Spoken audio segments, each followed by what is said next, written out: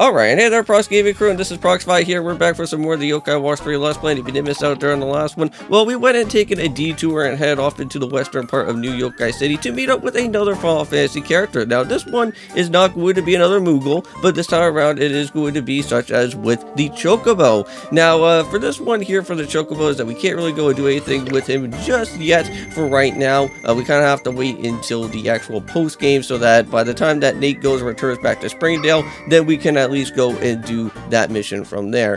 But I want to say that during the time afterwards, once we were all said and done within that objective, we came back to Bada Big Tower and taken on the last of the 7 Dream Floor challenges that we actually had to go and do. And this one was going to be such as doing a hide and seek tag type of mini game that was going on within the replica Gloombell Forest. Now, if you guys remember, we went to Gloombell Forest before, and we went into that area where it was like all completely like in fog and everything, and we had to go and be really careful of Agent X trying to go and spot us and all that stuff. Well, this time around, we had to go and do something with Nobot there. But anyways, we went and completed it off. It was a little bit of a short episode because like we found Nobot in like roughly like in like a few seconds at least, and that was all that we had to go and do there for that time. But here for this episode for today, we are going to finally be reaching all the way up to floor 555. This is going to be where the Goulfather is going to be. Now, for this Goulfather battle is that there is going to be not one but 2 different phases. One is actually going to be all the way into the actual UFO that's going to happen, and the other one is going to happen right here in the tower itself. Now, we'll get into some more details for what we actually do go and actually take on the Goulfather, but however, before we can even go and worry about the Goulfather or anything else to go and complete off with this main chapter, well, you guys may probably already guessed it. Well, we have to go and re-battle out with Agent X once more. This should at least be the final and last time that we actually have to do here within the main game, so at least we don't ever have to worry about this annoying guy anymore. But the good thing about this battle here is that things have actually went and changed up a little bit. So instead of us actually having to go and battle out with the 2-phase form of actually what Agent X is all about, we're gonna go and fight his actual executor form right away without even having to really go well, not really go and do too much type of stuff. But you guys have already seen this battle from before, so I'm already gonna go and just completely edit out on most of everything that's gonna happen from here. Now, if you don't know actually how this battle does work around within the executor battle, you see his little eyeball down there. Well, mainly if his eyeball actually opens up around within that time, that's like his main exposed weak point. And if you go and just make sure that you target that, then you should at least be somewhat okay for the time being. Yeah, and just be a little bit careful for when he does his flamethrower attacks now, because I believe it doesn't really just do one single tile area anymore. It does like the full amount now. So, unfortunately, there's not really any type of way to go out of your time to just go and dodge it. Unless if you actually have, like, some defensive items that should probably help you out quite a bit. But for me, what I did was that off recording before getting on into this video was that I made sure that I bought a whole bunch of different type of other equipment just for our characters here. And not only that, but I think during the time of this video, during the actual on-screen recording that was going on from here, I did do some edits where I was going and buying some extra other medicinal items and other things, but we already should be fine as it is. But it's always safe to always have a little bit extra when you are going to be facing off with the final boss, right? It's always good to pick up other things before you go and do anything else. That's how I normally always kind of dealt with it, like even in like Final Fantasy games, is that like whenever you get into like a certain boss situation or anything of that type of nature, you always want to make sure that you have a little bit more medicine than what you normally had from before, and sometimes that can always help you out in a very big situation if it ever does go on from there. So now we get to know a little bit about the origin story, a little bit more about the Goulfather, and the whole reason why that his whole plan was here to go and do whatever that was going on with the new Yokai City. And it seems that for some reason is that like the Goulfather really enjoyed UFOs, and he saw a UFO and then he went and told somebody about it, and then apparently, I guess for whatever reason, nobody ever believed him, and that's how things kind of went astray, I guess. And then now he finally has this UFO, and now he's doing a lot of bad things with it right now, and we're gonna have to go and put a stop to that Goulfather at this moment in time. Now, I have to say is that I did go and check out the recommended level for this actual battle itself, for the two phase situation that we're going to have to go and do within the Goulfather. And the recommended level that you really want to go and worry about is being up somewhere around within the mid-50s or even a little bit more. Now, however, we actually have really nice, good yokai on our team, right? So we went out of our way to do a lot of QR code situations, if you guys remember. We went QR code crazy for like the past couple of episodes, because that's how I was able to get the special Eggalency character. We already have it now right off from the first attempt, so that was a big must-have for this battle that was going to happen. We have Shadow Venok, another great healer, which that is awesome to go and have. And not only that, but we also have Recuperate as well, which that was our special legendary yokai, which that was great for taking care of some of these annoying other enemies that have been showing up, confusing them and actually injuring them for a much better amount of damage, so that we don't ever have to go our way for it. But yeah, like so far we've been doing really nice within everything of all of our different yokais, and I think I want to say that throughout here during the phase of these actual two fights that are going to happen for the Goulfather, we actually nailed them pretty much out of the park here, if I have to say so myself. Now, we'll get into to how some of these different battle mechanics are going to be within that said Goulfather. So the first phase that's going to happen here is that it's going to be a little bit annoying. So what's going to happen is that you can't go and battle him for a little bit, but later on, he will actually go and start calling up some of his ghouly yokai mafia buddies that are going to show up. Now, what's going to happen is that some of his ghouly buddies that are going to be happening here is that one of them is actually going to be pertaining that there's going to be a lot of dynamite around him. So he's kind of almost about to be like somewhat of like Slackerjack in a way, where you kind of have to like hit all the different type of things that happen around with him. Now, if you can't go and do that, you can actually go and take on or actually blow up the whole entire side of all the ghoulies there, and then you can go and keep on attacking through that battle for that said Goulfather guy. Now, at least we went and dodged around throughout that battle there for the time being for now, but he did go and use his ultimate move, which you guys did get to go and see, so I wanted to make sure that you guys at least go and see his ultimate move that's going to happen from here. And that's all that really happens, like, within this way. He doesn't really go out of his time to, like, do any type of healing or anything, unless if you just kind of let the ghoulies kind of just go and do anything with him. I don't know if the ghoulies actually do any type of healing within him, because so far throughout the battle that I was doing, I never got to see anything. It was just only that the ghoulies were normally kind of, like, inspiriting each other, trying to boost up their stats and everything, and that was basically about it. But yeah, at least the good thing is that there's really no healing wise to this guy, so he's not going to become like absolutely annoying when it does happen. But at least for us, we're going to be way more annoying because we have a lot of healers on our team that is going to be immensely useful for what's going to happen here. So we're almost about to be said and done, and if you guys do go and see, one of those ghoulies do have those dynamite there, but we're not going to really worry about within him for right now at this moment. We could have went and kind of let him just sit there for a little bit and then just let him blow up and then take out all the different ghoulies that was happening there, but it's okay. Because as long as we have like the blaster and we can go and get that all set up, we should at least be okay as well too. But yeah, having the yokai blaster is always a must-have for this fight as well, because it's really great to go and use, just so that you can just be able to just clear out most of the different ghoulies that are here, or even if you're lucky enough, you could probably go and clear up with the Goulfather as well too. Alright, so there we go. Already one of them is already done. Now we just have to just go and just worry about setting up on our special Slippery Seeker here. So it seems like for right now, we don't really have anything to do with the Goulfather for the medallion, so we're kind of out of the question there. Yeah, so this guy's almost done. With enough hits that we're going to be doing right now, he should at least be somewhat done right now. And just barely. Ooh, that's his Iron Fist move. But at least we're okay. We're still alive. Eggalency is still helping out. At least the good thing is that with the different spirits right now, we're not like attacking each other, so that's like the good thing that's coming out from this battle.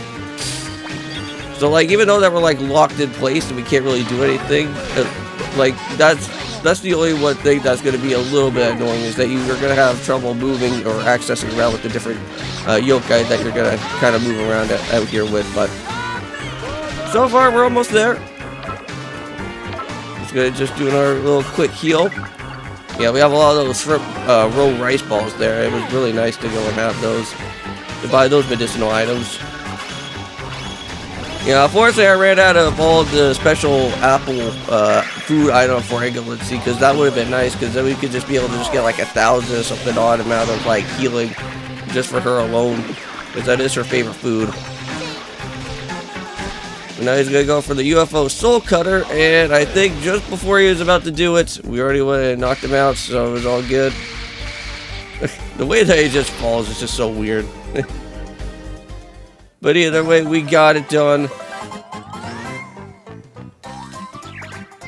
But this part is going to be somewhat relatively strange, because you guys know about that glowing, mysterious thing that was happening around within, well, within one of our friends out here with Buck, right?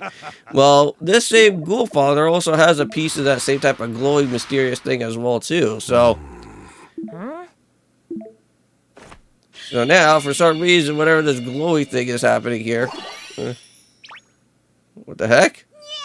Okay, so I guess whatever type of power that was, it just brought back the Blunderer fully back to normal again.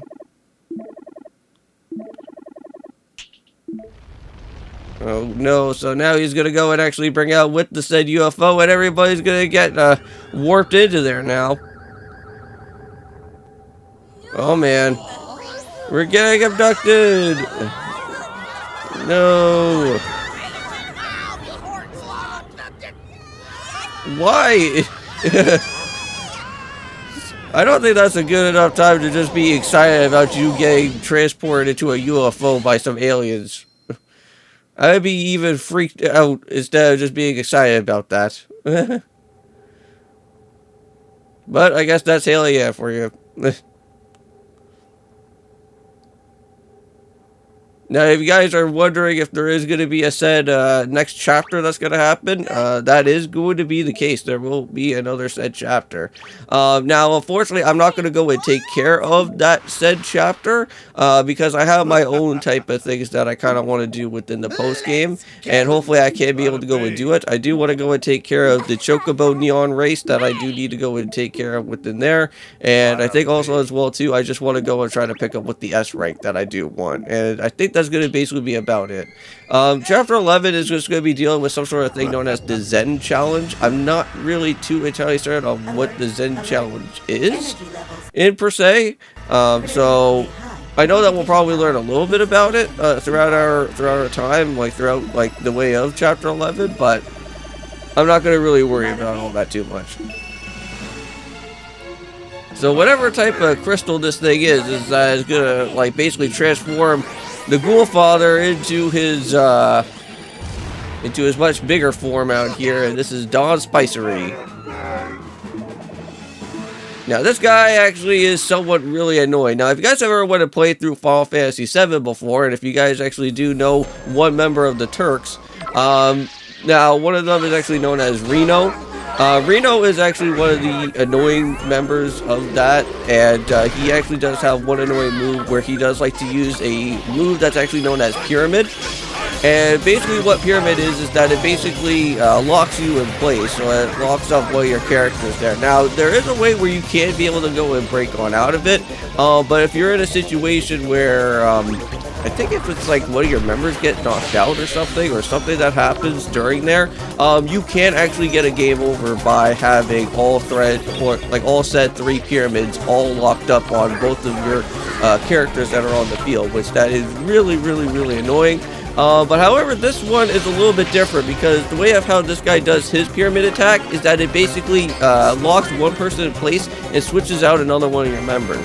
But again, at least the good thing is that it's not like Final Fantasy VII where you're gonna get an instant game over. But you just have to be really careful for when that pyramid move happens from one of them there. He also does have some sort of other move where I guess he casts a lot of his spirits on all your different guys as well too. But this battle can take a little bit of some time, but I will be editing out on most of it as well, so that you guys don't have to see like too much of everything that's here. So there we go, just making sure that everybody's all healed up. Like, having Egglessy out here is just so nice to have. Like, she'll just basically just be there, just mainly just heal stalling, like, most of your team, like, throughout, like, any type of boss fight or enemy fights that happen. So you'll literally be set for, like, for most of the ride here. Well, no. Yeah, and he does have that type of zero gravity type of move or something where it just basically just moves everybody around, which that just causes a lot of problems too, because by the time that you start doing a lot of moving, it's gonna start having to make you wait for quite a while until you go and do your next move again. But anyways, Dot Spicery is done. None more of that guy there. Having a Flammable was pretty handy as well, because this man only literally just stays in one single area. Having that fire and just doing that extra amount of attack was really great for it. So with all that being said in mind, I believe by now we have already went and finished off with the Goulfather. Bada bing. Oh, whoa, what the heck? He's trying to gain more power, but I don't think that's going to really help him out anymore. Bada bing. And then he gets instantly Thanos snapped out of reality and never to be seen again. But will we ever get to see him again in the post game? I don't know. Get out of here. Huh? But what's going to happen here is that this UFO has its own like type of problem that's going to happen here, because this UFO is going to literally start crashing from the sky or from the actual space and then start landing into Earth from there. There's really no sky because I don't know why I was thinking about that. We're up in outer space.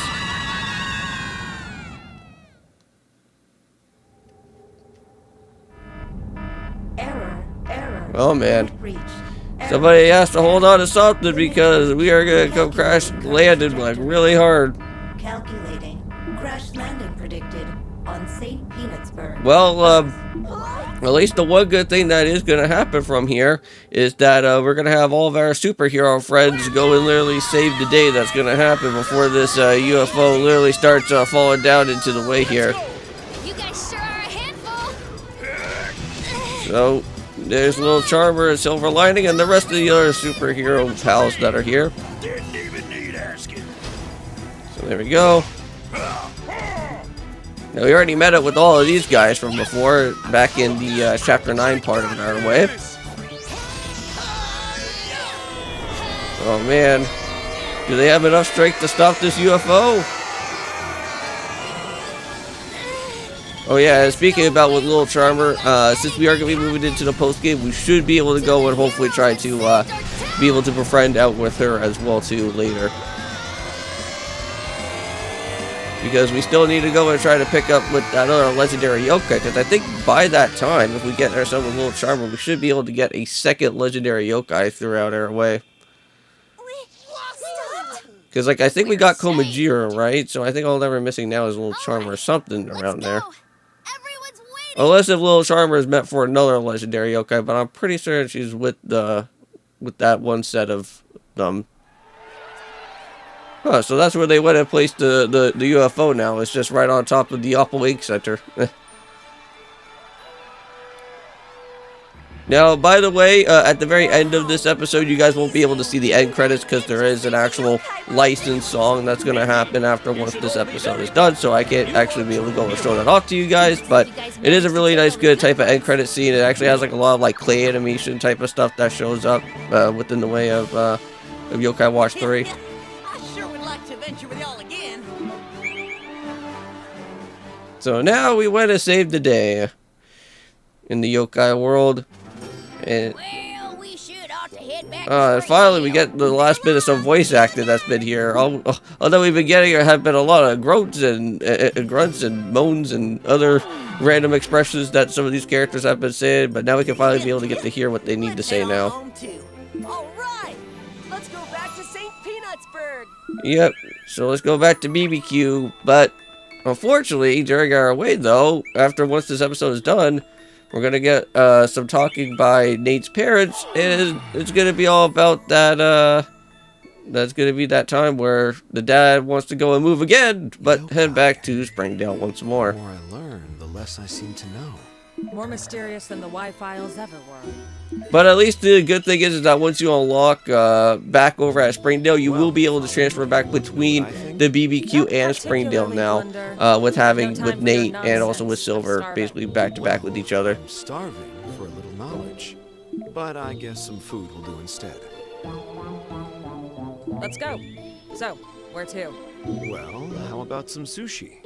Tempura might be good too. So I wonder what's gonna happen now with Blunder and Foley now after everything has been done. Will we be able to meet them again within the post game?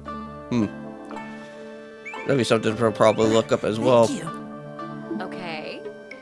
Yeah!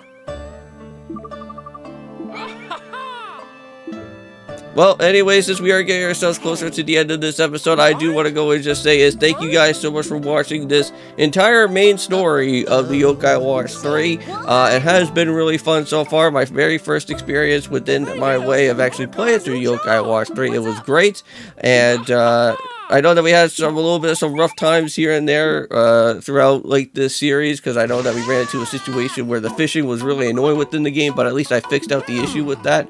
But everything's all good, and I'm happy that we went and cleared it out. So anyways, thank you guys so much. See you in the post game of Yokai Wars 3, and of course, peace.